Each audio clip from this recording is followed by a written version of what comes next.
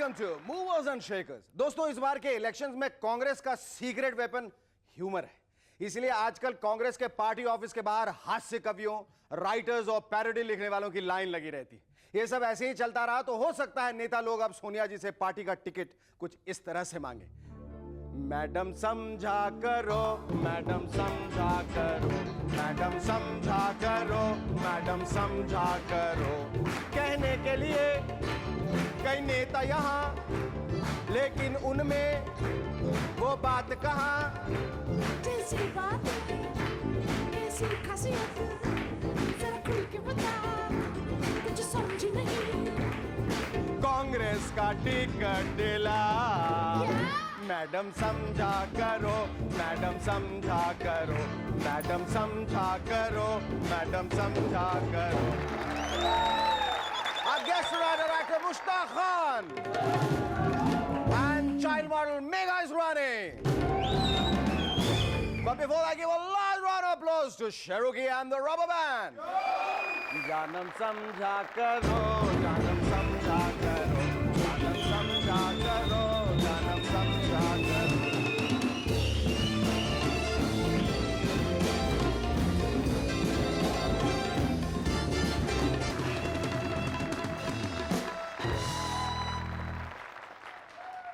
आप देख रहे हैं मूवर्स एंड शेकर्स और मैं पढ़ रहा हूं आज का अखबार। डॉक्टर सुब्रमण्यम स्वामी जी कहते हैं, मैंने जयललिता जी की पार्टी के लिए इतना कुछ किया, बदले में मुझे धोखा ही मिला। अब मुझे किसी पार्टी पर भरोसा नहीं रहा। क्यों? अपनी चाय पार्टी पर भी नहीं। पीएस संगमा जी फरमाते हैं, how can Sonia ji become our prime minister? She doesn't even know the ABC of Hindi. Hindi की एबीसी? अगर वो अंग्रेजी की क ख ग सीख लेंगी तब तो पीएम बन सकती है ना। कांशीराम जी का कहना है, इस बार हमारी पार्टी यूपी में अकेले ही इलेक्शन लड़ेगी। क्यों साहब, अकेले क्यों लड़ेगी?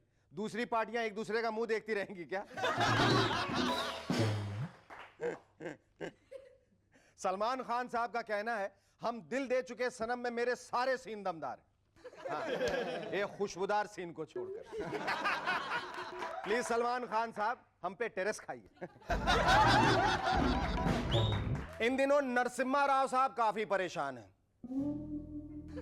उनकी शिकायत है कि आजकल उनकी तरफ कोई भी ध्यान नहीं दे रहा है। पिछले दिनों उन्होंने अपनी ये प्रॉब्लम लालू जी को बताई तो बोला, आप सबसे पहले फटाफट एक प्रेस कॉन्फ्रेंस बुलाइए। इस पर राव साहब बोले, लेकिन अब मेरे पास बहुत कम लोग आते हैं, कॉन्फ्रेंस के वक्त सीटें खाली रही तो बड़ी बदनामी होगी। हम पार्टी का स्टोर रूम में 5 कुर्सियां लगवाऊंगा, वो भला कैसे नहीं भरेगी? और अगर फिर भी 2-4 कुर्सियां खाली रह गई तो हमरे लोग वहां पत्रकार बन के बैठ जाएंगे। इतना सिंपल बात भी आपने। आजकल सारी पॉलिटिकल पार्टीज पब्लिसिटी के नए से नए तरीके ढूंढ रही। आज ये ढूंढना क्या है? एमएनएस एड एजेंसी के शेखर सुमन से कांटेक्ट कीजिए और नए तरीके की पब्लिसिटी से फायदा उठाइए। तो पेश है कुछ फ्री सैंपल्स। बीजेपी अपनी पब्लिसिटी आम के पेड़ों पर कर सकती है। आम का पेड़ कह रहा है, मेरी छांव में आपका स्वागत है, मेरी दाईं तरफ मीठे और बाईं तरफ खट्टे आम लगे हैं, आपकी विशेष सुविधा के लिए मैंने सीढ़ी का इंतजाम कर रखा है, तो आइए खाइए स्वादिष्ट बीजेपी आम। पेमेंट किसी भी ब्रांच में कीजिए, मेरी शाखाएं चारों तरफ फैली हैं। पिछले दिनों जयललिता जी ने अपने पार्टी मेंबर्स के साथ काफी लंबी मीटिंग के बाद कांग्रेस को सिर्फ 12 ही सीटें दी। हमारी एमएनएस की खोजी टीम ने पता लगाया है कि उस मीटिंग में क्या क्या बातें हुई थी। मैडम, कांग्रेस को कौन कौन सा सीट देने का है? वेरी सिंपल, इन सीटों में खटमल लगा जे, वही देने का है। अगर उनको पता चल गया तो कह देंगे ये हमारी स्कीम में, जो हमारी सीटें लेता हम उनको खटमल फ्री में देते। बाद में जब सोनिया जी को अम्मा की इस चालाकी का पता चला तो वो अपने पार्टी वर्कर्स से बोली, इस तरह की सीटों का बहुत फायदा है। खटमलों के लगातार काटने से हमारे कांग्रेसी भाई हमेशा अलर्ट रहेंगे, कहीं अम्मा अपनी सपोर्ट।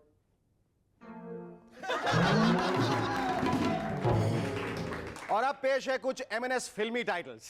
सोनिया जी, कांग्रेस वंशम। डॉक्टर सुब्रमण्यम स्वामी, स्वामी आधा। जयललिता जी, हम सपोर्ट दे चुके सनम।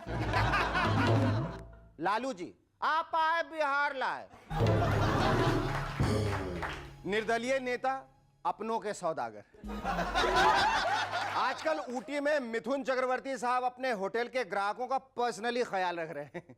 पिछले दिनों कल्लू राम भी वहां ठहरा हुआ था। मिथुन दा को देखते ही वो बोला, यह क्या तमाशा है, बार बार वही एक ही चीज। मिथुन दा ने कहा, एक ही चीज कहो सर, हम तो दिन में 3 बार नई चादरें बदलते। क्या? मैं चादरों की बात नहीं कर रहा। अच्छा, तो फिर आप खाने की बात कर रहे होंगे क्या? लेकिन वो भी तीनों टाइम अलग अलग तरह का होता है, कोई शक? इस पर कल्लू राम झल्ला कर बोला, मैं केबल पर चलने वाली फिल्मों की बात कर रहा हूं, मिठुन के अलावा कोई फिल्म है कि नहीं? इलाहाबाद के मैकूलाल मिश्रा को आंख मारने की बड़ी अजीब बीमारी है। एक दिन वो केमिस्ट के पास बुखार की गोलियां लेने गया, पर ऐन वक्त पर दवाई का नाम भूल गया और केमिस्ट से बोला, मुझे वो गोली दो ना। इससे पहले कि मैं को कुछ और कह पाता, केमिस्ट ने 3 वायग्रा की गोलियां उसके हाथ पर रख दी और कहा, खुश रहो, आबाद रहो। पिछले दिनों राबड़ी जी दरभंगा से लौटने के बाद अपने पति लालू जी से काफी नाराज थी। बोले, हमरे भाषण में आप इतने सारे मुश्किल शब्द क्यों भर देते हैं? आखिर हमको भी तब मालूम होना चाहिए ना कि हम क्या बोल रहे हैं। इस पर लालू जी बोले, तुमरे भाषण में पब्लिक लोग ताली बजाया, हाँ बहुत सारा ताली पड़ा रहा, तब फिर तुमको भाषण समझने का क्या जरूरत है Rabri? Our first guest of Movers and Shakers tonight is a talented actor who's at ease with serious as well as comic roles. Ladies and gentlemen, please welcome Mushtaq Khan.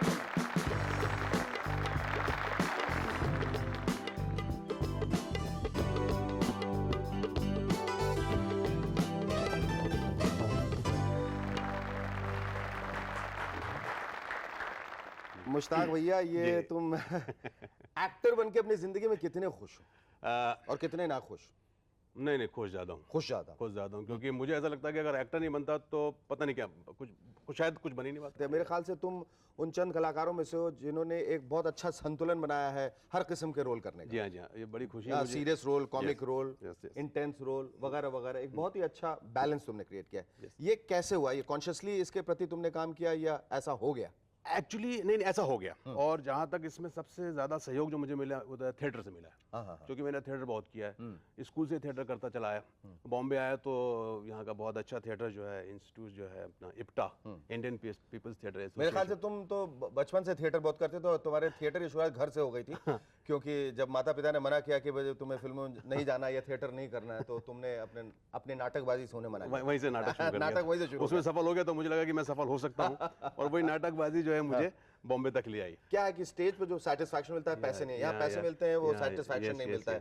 तो आदमी को एक अच्छा एक्टर क्या करना चाहिए? मैं थोड़ा स्टेज करना चाहिए, थोड़ी फिल्में करनी चाहिए, या सारी फिल्में करनी चाहिए, भूल जाना चाहिए कि मैं सेटिस्फैक्शन की जो बात थी वो तो मैंने हासिल कर लिया? कभी हमको ऐसा लगता है, बट शेखर एक चीज मैंने देखा है कि थिएटर से कुछ थोड़ी सी ऐसा उम्मीद होनी चाहिए कि यार थोड़ा सा, मतलब जैसे मेरे जैसा एक्टर अगर मुझे थोड़ा सा मिल जाए, मतलब चलो ठीक है यार, दो टाइम की पाव भाजी भी खा लिया तो बहुत है। हाँ मुश्ताक, ये बताइए कि जो एमएम प्रोडक्शन की जो शुरुआत हुई है, जिसमें आपने दिल है कि मानता नहीं से लेके, नाराज से लेके, गुमराह से लेके, हम है राही प्यार के से लेके, सर से लेके, इतनी सारी फिल्में जो सरासर की हैं अपने महेश भट्ट के साथ, उसके पीछे राज क्या है? देखिए साहब, मैं आपको शिखर साहब मैं बताऊं, मैं एक्चुअली फैन हो गया था भट्ट साहब का जब मैंने फिल्म देखी थी अर्थ एंड सारांश, और मैं बहुत मतलब उनसे बस कि यार इस आदमी के साथ, इस डायरेक्टर के साथ काम करना चाहिए। और मैं बहुत कोशिश करता था, लोगों से मैं पूछा करता था महेश भट्ट से मिलना। और मैं एक बात बता दूं कि बहुत ही मैं शायद था, बहुत शर्मिंदा, मतलब कि मैं किसी से अजीब सा लगता था किसी से काम मांगने आया कि मैं एक्टिंग करता हूँ। यू नो दैट, क्या होता है ना कि आपको दुकान लेके वहां जाना पड़ता है। बिल्कुल। जबकि एक्चुअली ये होता है कि जब आप दुकान किसी चीज की लगाते हैं, लोग ग्राहक आते हैं, लेकिन हम अपनी दुकान लेके प्रोड्यूसर कि साहब ये खरीद लो, अजीब सा लगता था यार, अपनी दुकान लेके कैसे जाए। But luckily I got Mahesh Bhatt through Salim साहब। सलीम खान साहब ने मेरा एक प्ले देखा था, उस प्ले का नाम था लोक कथा, जो रमेश तलवार साहब ने डायरेक्ट किया था। उसमें मैंने एक ऐसे गांव का एक हवलदार का रोल किया था, और वो उनको बहुत पसंद आया। उन्होंने मतलब बाद में कहा कि साहब वो कौन लड़का था जो वो रोल किया था? तो मुश्ताक खान है, तो बोले उसको बुलाओ। तो सलीम साहब ने मुझे अपने घर पे बुलाया, उन्होंने बड़ी तारीफ की, ये वो फलान ठिकाना। उन्होंने कहा मैं महेश भट्ट के लिए एक फिल्म लिख रहा हूँ। आशिकी से शुरुआत की थी क्या? नहीं, कब्जा। कब्जा से? इट वाज कब्जा। अच्छा, कब्जा, सड़क, आशिकी सब या तो फिर ये कब्जा शुरुआत। ये कब्जा शुरुआत हुई। तो सलीम साहब मैं उछल पड़ा, सलीम देखो मुश्ताक साहब आप थिएटर में बहुत बड़े बड़े रोल करते होंगे लेकिन ये फिल्म है, ये जो, मैंने कहा सर प्लीज आप कुछ मत बोलिए क्या रोल है, Mahesh Bhatt just I want to do. So sir मैं चला गया, वो शूटिंग कर रहे थे, मैंने कहा साहब सलीम साहब ने मुझे भेजा, बोले हाँ सलीम साहब ने बोला हाँ ठीक है भाई आप रॉबिन साहब से मिल लो और वो जब भी तुम्हारा रोल होगा तो हम बस जस्ट मैं वापस भागा, मैं खुश था। 8 दिन के बाद आई गॉट कॉल एंड वो हो गया सर। मुश्ताक, तुमने महेश भट्ट के अखाड़े के बाहर भी बहुत सारी फिल्में की हैं, अकेले हम, अकेले तुम, क्रांतिवीर, मन, शस्त्र वगैरह। इनमें से वो कौन सी फिल्म है जो तुम्हारे दिल के बहुत करीब है और वो कौन सा एक्टर है जिसके साथ तुम्हें काम करने में बहुत मजा आया? या मैं फिल्म हमें राई प्यार के में मैं आमिर खान के साथ काफ़ी रहा और आमिर खान ने मेरे को बहुत सपोर्ट भी किया और वो फिल्म हमने ऐसे की इसलिए वो फिल्म भी बहुत अच्छी बनी और बहुत भी चली और लोगों ने मेरे काम को भी काफ़ी सराहा। तो उसका रीज़न ये देखा कि उसमें आमिर खान का जो मतलब जो कॉपरेशन था, मतलब एज एन एक्टर मैंने ये देखा कि वो अपने काम के अलावा भी सब दूसरे एक्टर को भी देखते हैं कि यार सीन कितना कितना अच्छा बनना चाहिए। तो जहाँ कुछ कोई कैरेक्टर ऐसा लगता है यार थोड़ा लूज हो, तू इसको ऐसा कर ले, तू इसको, तो वो मुझे बहुत अच्छा लगा। मुझे तो तुम बैलेंस कैसे करते हो यार, सीरियल भी, फिल्म भी, स्टेज भी, सब कुछ कैसे कर लेते हो? और चमत्कार है जो तुम सोनी पे कर रहे हो, जो ये सीरीज के 100 से ज्यादा एपिसोड कर लिया। How do you manage all this? मेरा ख्याल है ये सब हो जाता है, हो जाता है, बस हो गया। लेकिन मैं जहाँ तक एक बात बता दूं कि मैं सीरियल बहुत ज्यादा नहीं कर रहा हूँ, चमत्कार सिर्फ है और मेरा ख्याल है वो भी काफी हो गया है, अभी काफी चमत्कार हो गया है। इज्जत से बता, उस ड्रग्स का कंसाइनमेंट किसने भेजा था? ओ मैंने कहा ना इंस्पेक्टर साहब कि जो गुंडे मुझे उठाकर ले गए थे वही गुंडे कंसाइनमेंट लेके भाग गए। वो लोग तुम्हें क्यों उठाकर ले गए थे? क्योंकि इस बहरे ने उनकी बुलबुल उठा लाया था। बंबई में बुलबुल क्या कह रहे हैं सर? मैंने तो इतने वर्षों में एक नहीं देखी। अबे गधे, एयरपोर्ट से जिस लड़की को तुम गेस्ट हाउस ले गए थे उसे वो 12, 15, 3, 13, पौने 3 और 4.5 नाम के गुंडे बुलबुल कहते थे। नहीं नहीं नहीं नहीं सर, उसका नाम तो अनु था। अनु था? अनु जी। अन्नू जी।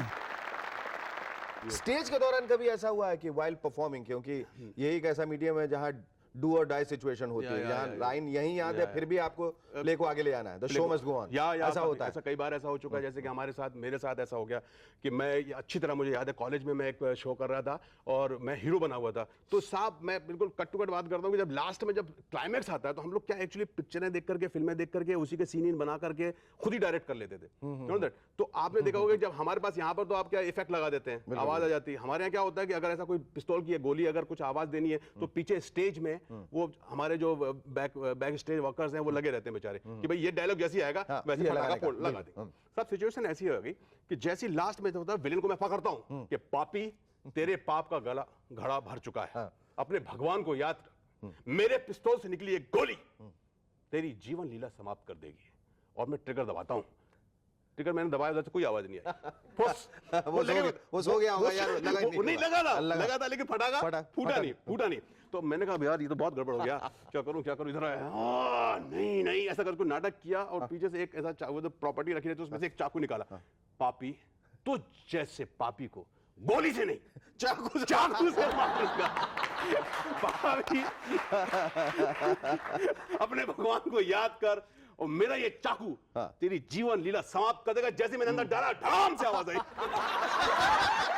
अच्छा, ये आम ऑडियंस है, जो दर्शक हैं आपके, जो मुश्ताक खान को देखते हैं, जब तुम उनसे मिलते हो, रिएक्ट करते हो, बातें करते हो, उनके कॉम्प्लीमेंट्स किस किस्म के होते हैं? आपके पास गाड़ी नहीं है तो आपका बड़ा प्रॉब्लम है, आप जाकर के रेस्टोरेंट में चाय नहीं पी सकते, आपको भूख लगी तो आप जो है वटाड़ा वड़ा नहीं खा सकते, लेकिन सब आप बड़ी मजबूरी होती है, कभी कभी जाना पड़ता है। तो कई बार तो ये हो कि मैं रेस्टोरेंट से वापस आया हूँ, क्या कि जैसे आपने एंटर किया तो सामने कोई देखा कि अभी कोई लड़का वड़का, खास करके लड़कों से बड़ा परेशानी होती है, अदरवाइज बस में पकड़ ले आपको,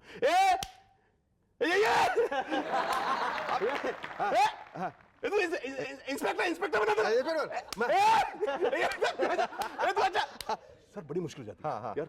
सब सारे पीछे घूम के देख रहा है, सब कोई सोया हुआ उठ के बैठ जाता है, किधर क्या हुआ, साले किसी ने बॉम्ब तो नहीं रख दिया? तो अगले स्टॉप में उतरना पड़ता था, जाना वर्ली है, दादर उतरना। पहले he is wishing you all the best. Mushtaq, it was lovely talking to you. Thank you. Our second guest on M&S tonight is a cute, adorable 10-year-old who is already a well-known face in the ad world. Ladies and gentlemen, please welcome Megha Israni.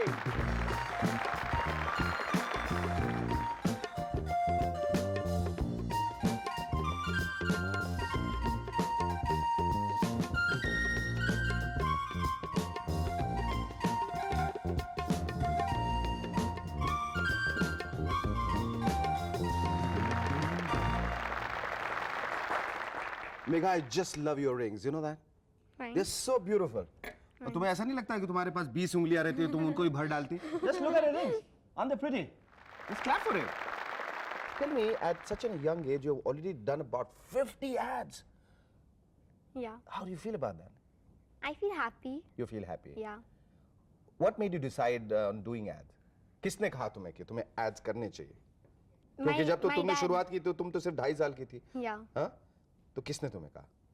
My dad who wanted me to go in this industry. So I went to do my first ad. So like it was really nice. So my mother thought about it. Okay, let's continue it. Can you name some of the ads which you really enjoyed doing out of the 50 ads which you have done? I did Lotomax सब कुछ दिखता है. Then I did Bajaj Bulb, Coco Care, Sleepwell mattress. How was it doing the hobo bubblegum ad? It was something new for me because I love that ad. Because first of all, I like Rani Mukherjee because Oh, you do? she's one of the best heroine. Really? Yeah. Even I like Rani Mukherjee. I'm crazy about her, you know? She came on my show and I said, can you just stay back? But she said, no, I got Amir. She left me. अच्छा ये बताओ मेघा तुमने 2 फिल्मों में काम किया दिल तो पागल है Yeah. और अब अब होगा होगा इंसाफ इंसाफ. ये अब होगा इंसाफ कौन सी फिल्म थी It was with Rekha and Farooq Sheikh. Oh. Yeah. And what are your memories of दिल तो पागल है Me with when I saw this Madhuri Dixit because yeah. You like Madhuri Yeah. Dixit I would like in 98 she was my best heroine. Oh. Yeah. And what about Shah Rukh? Shah Rukh is always. Always. Yeah. Who are the other heroes which you like? Only he and Salman Khan. Oh. Yeah. Okay. सबकी एक ही पसंद शाहरुख खान और Salman Khan. And what do you want to become now when you grow up? What have you thought of a career? Yeah. Singer. Singer. Yeah. You are set on the fact Yeah. that you're going to become Yeah. a singer. Here's wishing you all the best, Megha. Thank you. you so much. It was lovely talking to you. आज का ये खत भेजा है सुबोध अरोरा ने कानपुर से. लिखते हैं एक बहुत ही आलसी आदमी जो अपना कोई काम खुद नहीं करता था अपनी दाढ़ी बनवाने एक नाई की दुकान पे गया और सर नीचे करके बैठ गया. नाई आया पूछने लगा हाँ बोलिए सर क्या करना है. बंदे ने कहा दाढ़ी बनवानी है. नाई ने कहा भाई सर ऊपर करो. बंदे ने कहा चल सर के बाल ही काट दे.